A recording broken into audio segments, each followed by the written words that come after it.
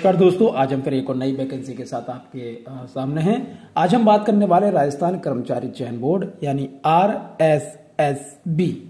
इसमें वैकेंसी निकली हुई है पटवारी की, तो अभी हम देख लेते हैं कि कहाँ पर। तो आप यहाँ पर भी आप इंतजार करेंगे तो यहाँ पर भी आपको दिख जाएगा। बाकी हम रिक्रूटमेंट एडवर्टाइज पर चले जाते हैं। जैसे हम इस पर क्लिक करेंगे तो हमारे सामने ये डाउनलोड हो जाएगा और सबसे ऊपर 20/2/2025 पटवार 2025 डिटेल एडवर्टाइजमेंट दिया हुआ है। यहाँ पर हमें क्लिक कर देना है। हमने जैसे क्लिक करेंगे तो हमारे सामने पूरा डिटेल्ड एडवर्टाइजमेंट पूरा डाउनलोड हो जाएगा। ये देखिए डाउनलोड हो गया। उसको थोड़ा सा बड़ा कर देते हैं। ये चलिए और बड़ा कर देते हैं। चलो ठीक है, मुझे लगता है कि आपको दिखाई दे रहा है। थोड़ा सा और बड़ा करके देख लेते हैं। हाँ, राजस्थान कर्मचारी चयन बोर्ड जयपुर विस्तृत विज्ञापन है। पटवारी सीधी भर्ती 2025 राजस्व मंडल अजमेर के लिए राजस्थान राजस्व भू अभिलेख भू प्रबंधन और उपनिवेशन अधीनस्थ सेवा नियम 2019 एवं राजस्थान अनुसूचित क्षेत्र अधीनस्थ मंत्रालयिक एवं चतुर्थ श्रेणी सेवा भर्ती और सेवा की अन्य शर्तें नियम 2014 यथा संशोधित के अंतर्गत बोर्ड द्वारा पटवारी के कुल 2020 गैर अनुसूचित क्षेत्र के 1733 एवं अनुसूचित क्षेत्र के 287 पदों पर भर्ती हेतु निर्धारित प्रपत्र राजस्थान कर्मचारी चयन बोर्ड द्वारा समान पात्रता परीक्षा स्नातक स्तर जो परीक्षा होगी वो किस स्तर पर होगी? स्नातक स्तर 2024 में योग्य घोषित अभ्यर्थियों से विज्ञापन में वर्णित शर्तों एवं निर्बंधों के अद्यतन ऑनलाइन आवेदन पत्र आमंत्रित किए जाते हैं। अभ्यर्थियों हेतु विशेष निर्देश यहाँ पर दिए गए हैं। राजस्व ग्रुप 6 विभागीय अधिसूचना दिनांक 18/11/2022 के क्रम में राजस्थान राजस्व भू अभिलेख भू प्रबंधन उपनिवेशन अधीनस्थ सेवा के पटवारी पद को समान पात्रता परीक्षा स्नातक स्तर में शामिल किया गया है। समान पात्रता परीक्षा स्नातक स्तर 2024 की पात्रता परीक्षा बोर्ड द्वारा आयोजित करवाई जाकर परिणाम दिनांक 12/2/2025 जारी किया गया है। समान पात्रता परीक्षा स्नातक स्तर 2024 की पात्रता परीक्षा में योग्य घोषित भी अभ्यर्थी जो पटवारी पदों की योग्यता रखते हैं ऑनलाइन आवेदन भर सकते हैं। आवेदक चयन के बाद जिस जिले विभाग में पदस्थापना चाहते हैं उन जिलों विभागों प्राथमिकता का क्रम ऑनलाइन आवेदन पत्र निर्धारित कॉलम में अवश्य भरें। जिन आवेदकों द्वारा जिला विभागों प्राथमिकता क्रम को उल्लेख नहीं किया जाता हो तो उनकी प्राथमिकता राजस्व मंडल द्वारा तय की जाएगी। बोर्ड द्वारा चयनित अभ्यर्थियों की सूची राजस्व मंडल को उपलब्ध करवाए जाने के लिए पश्चात राजस्व मंडल अगर आप जैसे जिस जगह का जिस जिले का जिस विभाग में आप पदस्थापना चाहते हैं वहां का आप जो प्राथमिकता में भरते हैं और अगर आप प्राथमिकता में नहीं भरते हैं तो बोर्ड द्वारा आपको कोई भी जगह दे दी जाएगी, उस पर आपको जाना पड़ेगा। ऑनलाइन एप्लीकेशन फॉर्म में समस्त वांछित सूचना अवश्य अंकित करें। जो भी उसमें मांगे गए वो सब बिल्कुल लिखें। ऑनलाइन आवेदन भरने से पूर्व बोर्ड की वेबसाइट पर उपलब्ध इस विज्ञप्ति को ध्यानपूर्वक पढ़ ले। जो मैं हमेशा कहता हूं, नोटिफिकेशन को पढ़ने की आदत डालिए क्योंकि अगर आप ये वाली आदत डाल लेते तो विश्वास मानेगा आप कई सारे फॉर्म को जो गलतियां आप कर देते हैं जो आपको नहीं पता वो आपकी गलतियां नहीं होंगी। इसमें दिए गए निर्देशों को ध्यान में रखते हुए आवेदन भरें। कोई सूचना गलत या पूर्ण भरने पर आवेदक का आवेदन पत्र रद्द कर उसे परीक्षा प्रवेश नहीं दिया जाएगा। इसकी जिम्मेदारी स्वयं आवेदक की। गलत सूचना या पूर्ण आवेदन के सुधारित पत्र व्यवहार स्वीकार नहीं किया जाएगा। कोई पत्र से व्यवहार नहीं किया जाएगा। आवेदन प्रक्रिया किस प्रकार की रहने वाली यहाँ पर आप देख लीजिए। सेम चीजें होती हैं। RSSB.rajasthan.gov पर जाकर रिक्रूटमेंट एडवर्टाइजमेंट पर आपको करना है। ये हम पहले भी कई बार बता चुके हैं। जो भी RSSB की जितनी भी वैकेंसी होती है इसी तरह से होती हैं। चलो हम आगे बढ़ते हैं। मूल प्रमाण पत्र विकल्प अभ्यर्थी तो अपने मूल प्रमाण पत्र का क्रमांक दर्ज करेगा। उसके पश्चात फेच बटन पर क्लिक करने पर डोमिसाइल बोनाफाइड प्रमाण पत्र मूल प्रमाण पत्र के डाटा सत्यापन किया जाएगा। तो इसमें जैसा दिया गया वैसे आपको करना है। एक बार ये पंजीयन शुल्क आपका जो लगने वाला है वो देख लीजिए।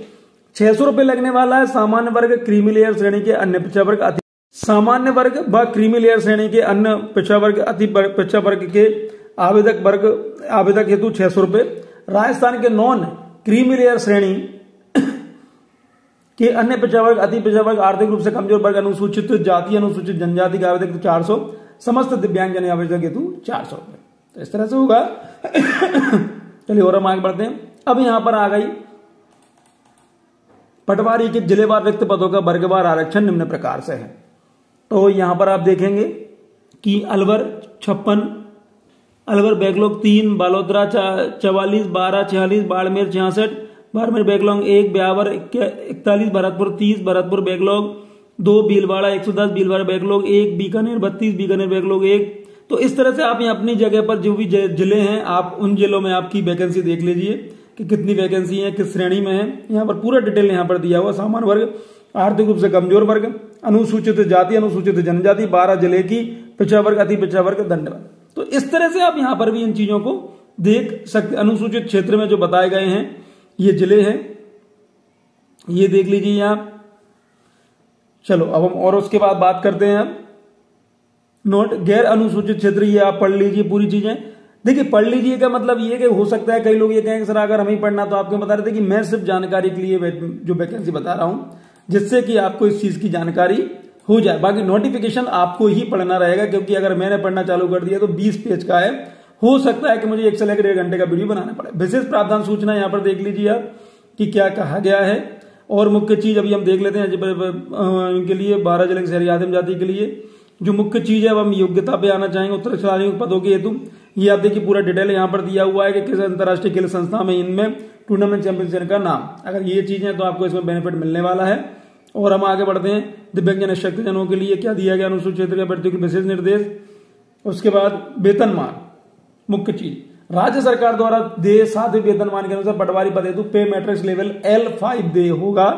परिवीक्षा काल के में मासिक नियत पारिश्रमिक राज्य सरकार के आदेश दे होगी।